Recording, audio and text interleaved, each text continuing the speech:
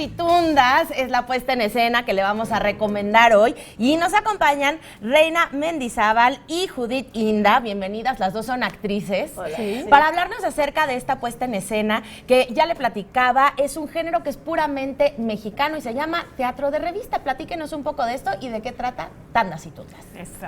Bueno, hola, buenos días. Buenos días. Tandas y Tundas es un género de teatro de revista mexicana que, como bien dijiste, es un género netamente mexicano. Nace aquí en la República Mexicana en la época de Porfirio Díaz. Estamos hablando de a finales de 1800, principios de 1900.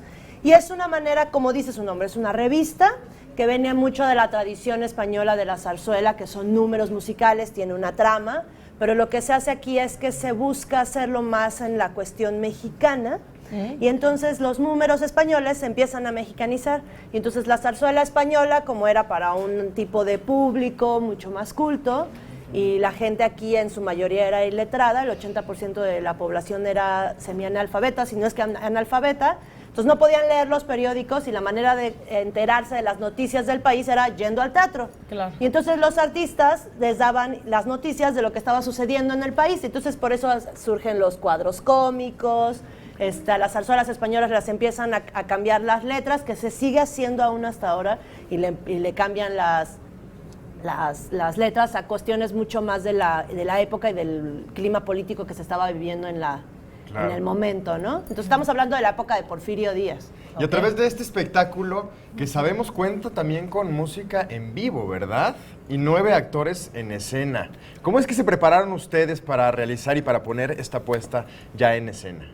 Pues fue un trabajo largo.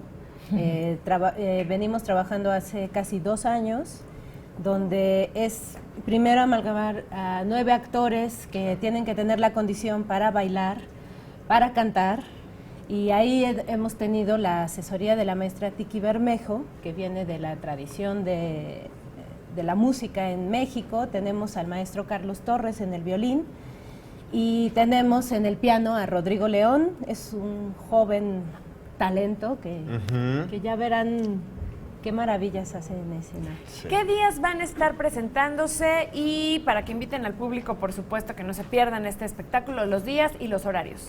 Claro, vamos a estar en el Teatro de la Ciudad Esperanza Iris, que es justo un lugar donde nace el género, con Esperanza Iris. Esperanza Iris es de las primeras que traen teatro de revista mexicana. También es la primera que canta Carmen, porque antes estaba prohibida, y ella la canta aquí en su teatro, que es el Teatro Esperanza Iris. Vamos a estar, es bellísimo. Vamos a estar este 13 y 14 de septiembre, o sea, mañana y pasado mañana, a las 8:30 de la noche. Es un espectáculo que está dirigido por el maestro Arturo Beristain, que también viene de toda una tradición de teatro. Claro. Justo desde la época del Porfiriato, porque hay un cómico que se llamaba el Cuatezón Beristain, que era un cómico de Porfirio Díaz. Y aparte de lo que él estaba hablando, hablaba mucho contra la gente de los revolucionarios, que al final se volvió como profético, porque es lo que estamos viviendo en la actualidad en el país.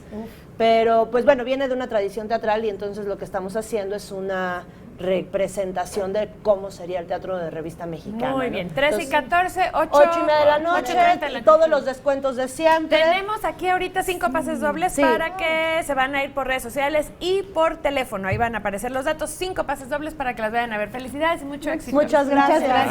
Muy bien con este gran espectáculo.